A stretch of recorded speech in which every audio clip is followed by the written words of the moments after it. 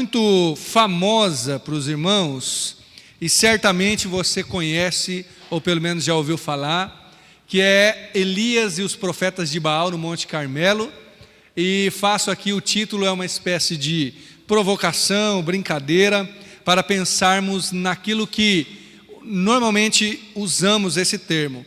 O tema de hoje é a oração poderosa. Eu quero perguntar para você, não deveria nem ter dito o texto antes, porque talvez você já está sendo induzido a pensar, né? Para você, o que é uma oração poderosa? Obrigado, meu irmão. O que é uma oração poderosa? O que tem que acontecer para a oração ser poderosa? Como que ela tem que ser? Tem que ser em pé, sentado, deitado, gritando, com muita gente, pouca gente, né? Eu brinco ali com a irmã Helena, né? A gente brinca bastante, né, irmã? Eu brinco que a oração da irmã Helena é poderosa. E a irmã nem sabe disso. Um dia uns jovens me pedindo oração, eu até brinquei, falei, não, isso aí é com a irmã Helena que tem que orar, não é comigo não, né? Brincando. Mas o que é oração poderosa? Ou da onde vem o poder da oração? A gente vai ler esse texto famosíssimo sobre oração, porque é um clamor a Deus. Iremos fazer aqui, talvez até de uma maneira bastante simples, um comparativo com aqueles que oraram para Baal e aqueles que oraram, ou aquele que orou para o Senhor Jeová, o Senhor Yahvé, o Deus de Israel. Acompanhe comigo uma leitura comprida. Normalmente o livro de 1ª e 2ª Reis e Samuel também são livros que contam histórias, eles vão se repetindo várias vezes, né? Mas vale a pena lermos o trecho todo. Diz assim: então disse Elias ao povo: só eu fiquei por profeta do Senhor, e os profetas de Baal são 450 homens.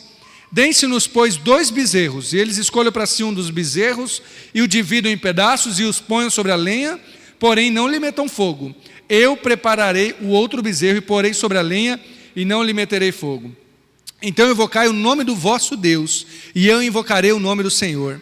E há de ser que o Deus que responder por fogo, esse será Deus. E todo o povo respondeu e disse: é boa esta palavra. E disse Elias aos profetas de Baal: escolhei para vós um dos bezerros, preparai-o, porque sois muitos, invocai o nome do vosso Deus, não lhe metais fogo.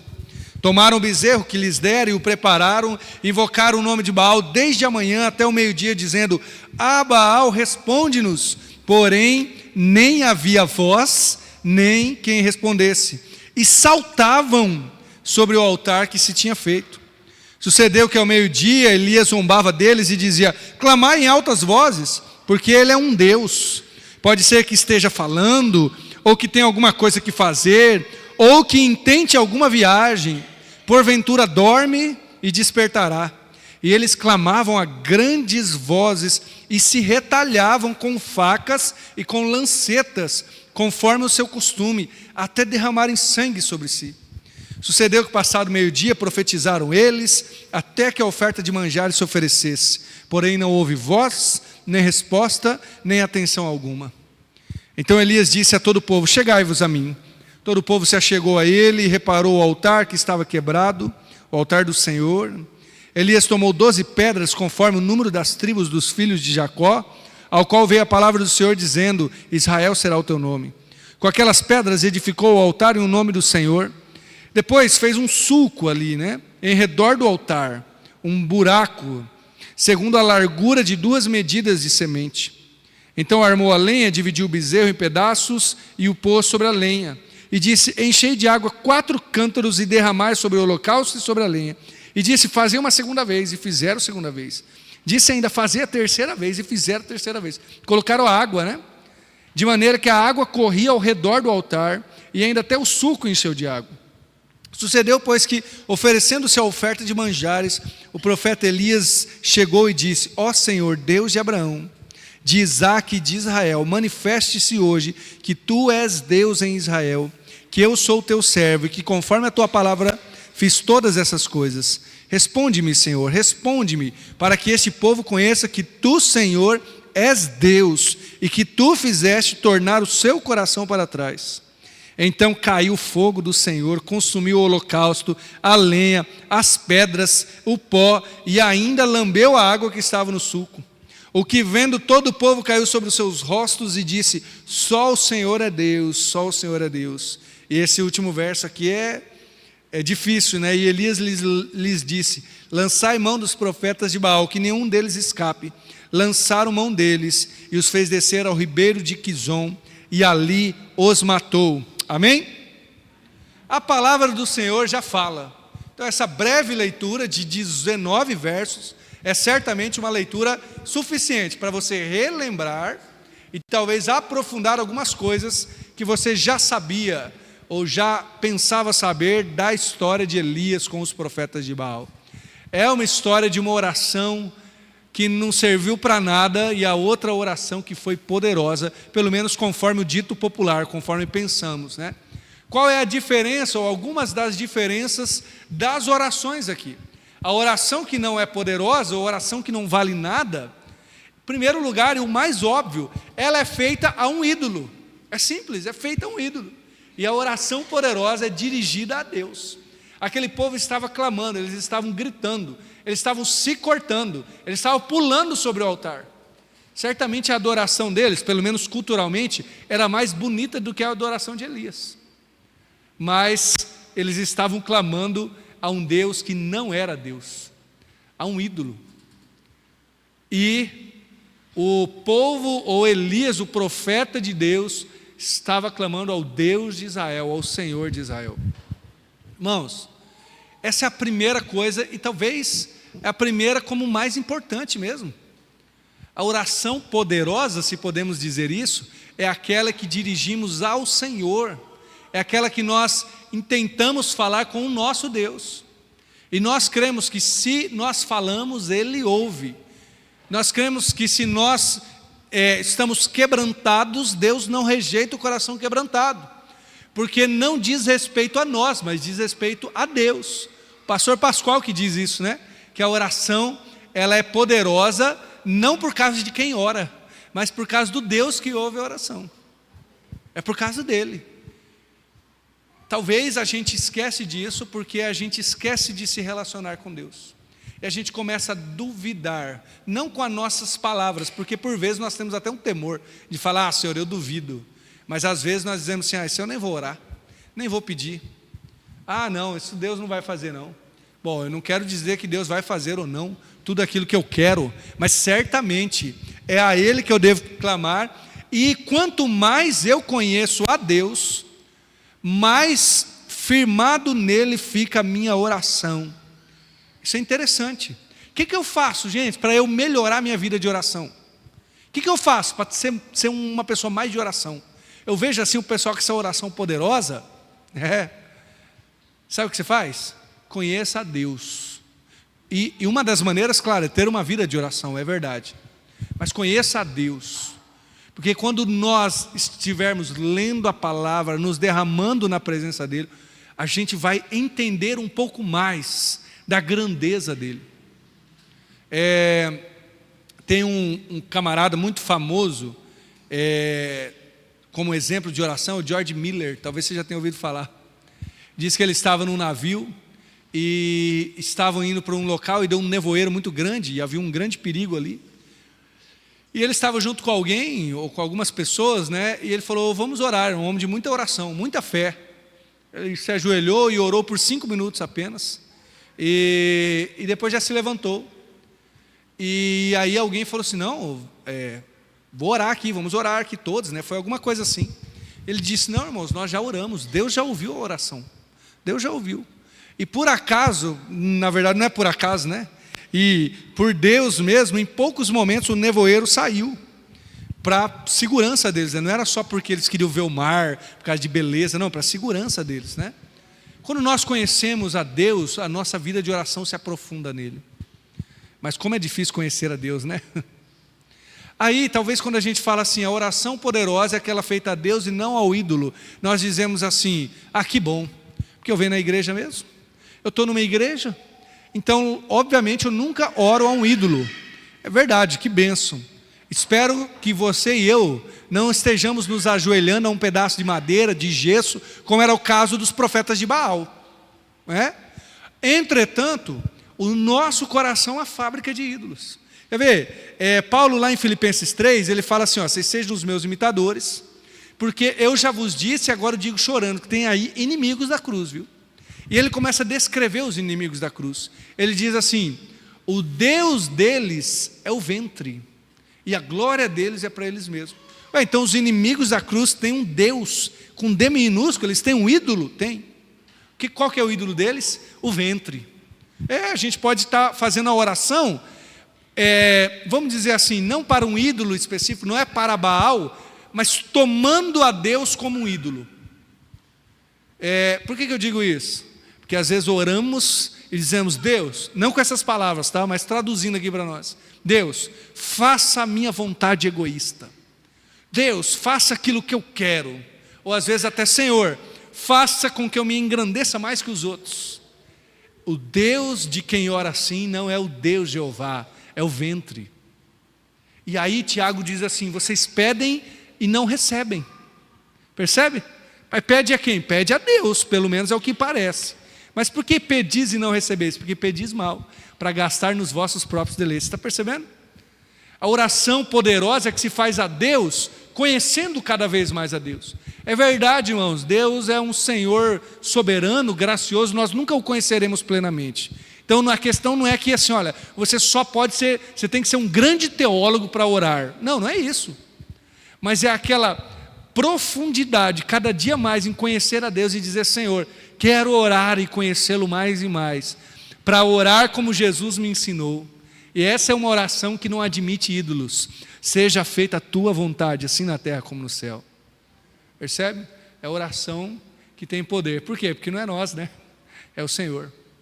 Segunda coisa, a oração que não tem poder, é a oração que depende da performance. Aqueles homens aqui, os profetas de Baal, estavam orando, eles estavam clamando, eles estavam falando, gritando. Gente, isso aqui é uma performance, tá? Se você acha que você já foi num culto cheio de coisa, você nunca foi num culto a Baal. Porque diz o texto aqui que eles gritavam, eles estavam em 450, tá? Então imagina o agito.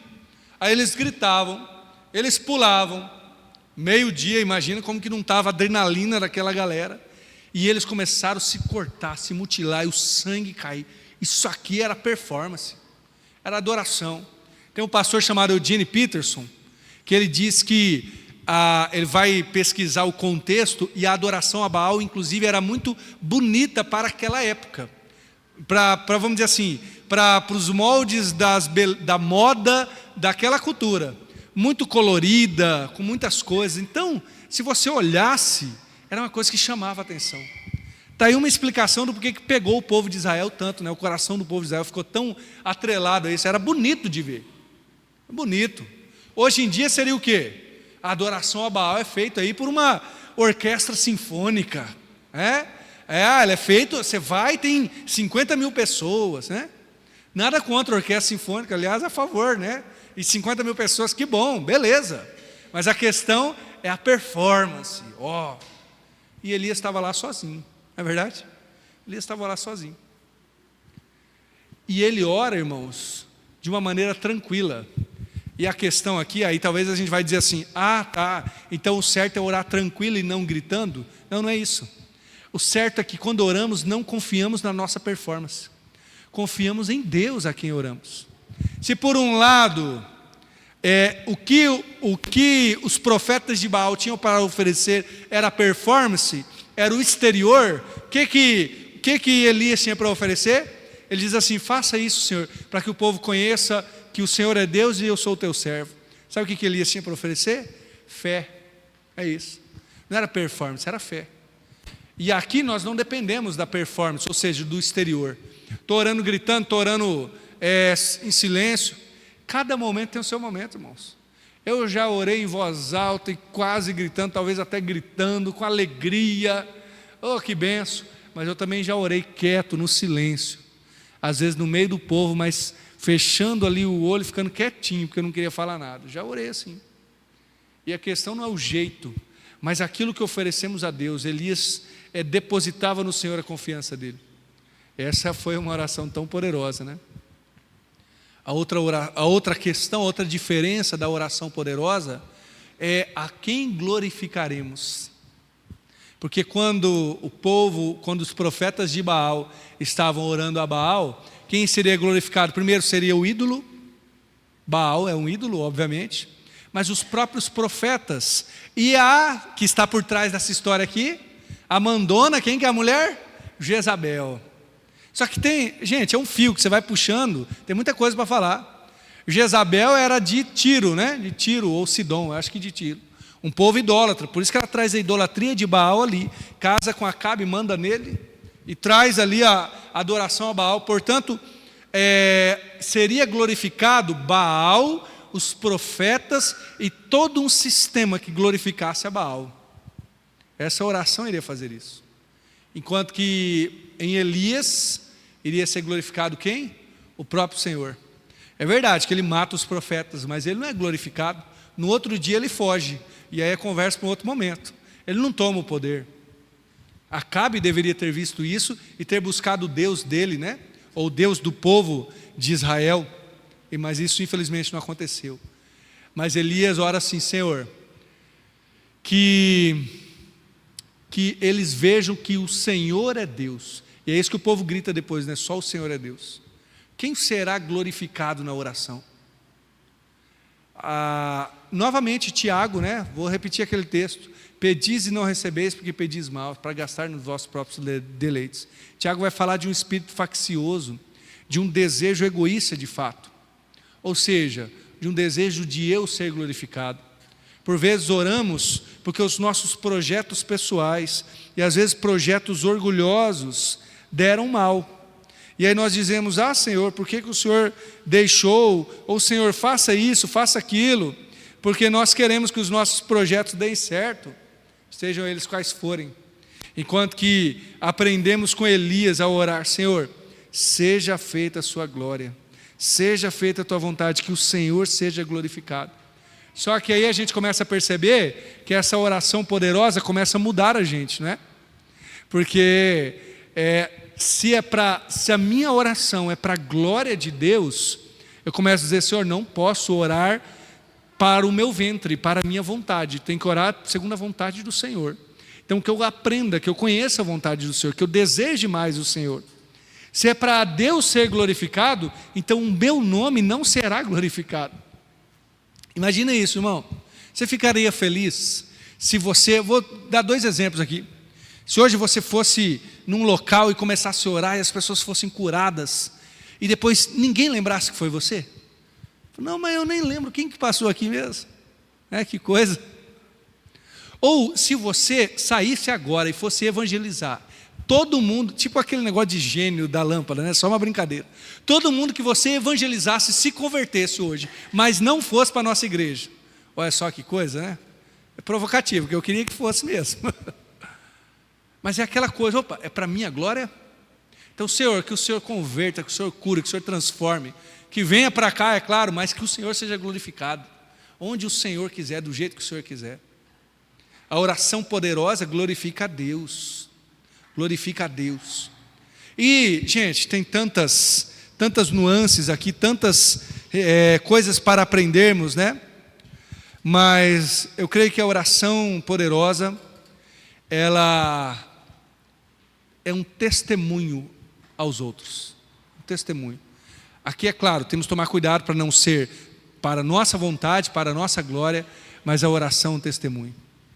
De vez em quando a gente comenta que tem gente que não é crente, que não gosta de crente, não vai com a cara de crente, inclusive atrapalha o crente, mas na hora que precisa vai pedir oração para o crente, né? Talvez já aconteceu isso com você. Um vizinho, um amigo, um parente falava mal de você: esse aí virou crente. A hora que precisou: ô crente, você ora por mim? E sabe o que você faz? Que eu e você devemos fazer? Eu oro sim, claro que eu oro. Pode deixar que você vai estar lá na minha lista de oração. Porque oração é um testemunho. Olha o que aconteceu, não estou nem falando do milagre aqui, né? Estou nem comentando. Desceu fogo do céu, queimou não só o holocausto ali, o bezerro, mas também as pedras, a água. Jogou água, ele jogou 3 vezes, porque pelo menos na minha cabeça, não sei se foi isso, mas você joga água e se a terra está muito seca, se é meio-dia, a água é sugada, né? Então ele jogou até a água ficar ali num riozinho ali, né? Acumulada. E a água secou também. Olha que poder. E o que acontece? Aí o povo diz: só o Senhor é Deus. Oração é um testemunho, novamente, da glória do Senhor, é verdade, mas ela causa algo nos outros, uma oração poderosa. Isso não quer dizer, irmãos, que toda vez que você orar, as pessoas precisam se render aos pés de Jesus. Não, não, não. Mas isso é para a gente lembrar que não tem a ver com performance, não tem a ver com eu ser lembrado, com a minha glória, mas tem a ver com Deus ser glorificado. Mas olha que bênção, na minha vida de oração, Deus irá usar a minha vida e a sua vida de oração para testemunhar aos outros. E eu tenho tantos testemunhos lindos de outras pessoas que tiveram uma vida de oração. Lá em Diamante aconteceu o seguinte, dentre vários testemunhos, mais um deles, uma irmã de muita oração, buscava a Deus e ela teve vários filhos e alguns se desviaram. E ela sofria, ela chorava, pedia constantemente oração pelos seus filhos, eles foram voltando, mas uma em especial não tinha voltado para o Senhor, e essa irmã, infelizmente faleceu, sem ver a filha voltar para o Evangelho. Mas dali a alguns anos, talvez 5 anos, ou até mais, essa filha, já uma adulta, voltou a servir a Jesus. Voltou a buscar, morava em outra cidade, não em Diamante, mas voltou a buscar a Deus, ficou firme na igreja. E quem me contou, já contou da seguinte forma: falou, fulana, você lembra da fulana? Lembro, voltou para a igreja, foram as orações da mãe dela.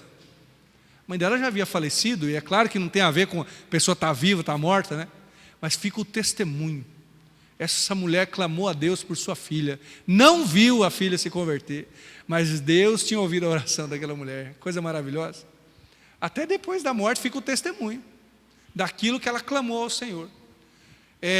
Deus foi glorificado nessa oração, e na oração de Elias também, e as pessoas foram transformadas no seu coração.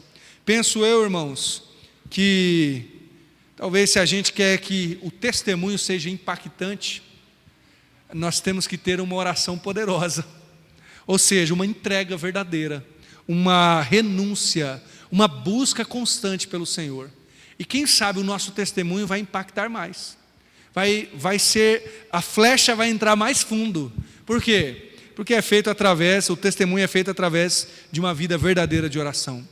Eu quero terminar orando com você, lembrando que isso é apenas provocativo. A oração poderosa não é o jeito, não é o modo que se fala, não é a quantidade necessariamente, mas é por causa do Senhor, é uma entrega ao Senhor, é feita por fé e não por performance, é para a glória de Deus e produz um testemunho maravilhoso. Vamos orar?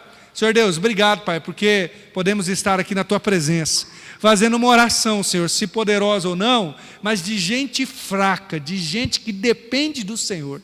Aqui está a nossa glória, em saber que o Senhor é poderoso e não nós. Pai, por isso clamamos, ouve o nosso clamor, a nossa oração. No caso de Elias, era o clamor para que descesse fogo do céu. Na verdade, o clamor, além desse, era: Senhor, que todos vejam que Tu és Senhor. E naquele caso era descendo fogo do céu. Então queremos clamar igual a Elias, que todos vejam que só o Senhor é Deus. Não é mais, Senhor, descendo fogo do céu e queimando o holocausto, mas que todos vejam que só o Senhor é Deus, porque nós estamos queimando na Tua presença, nós estamos ardendo pelo Senhor. Que a nossa vida seja holocausto, sacrifício ao Senhor.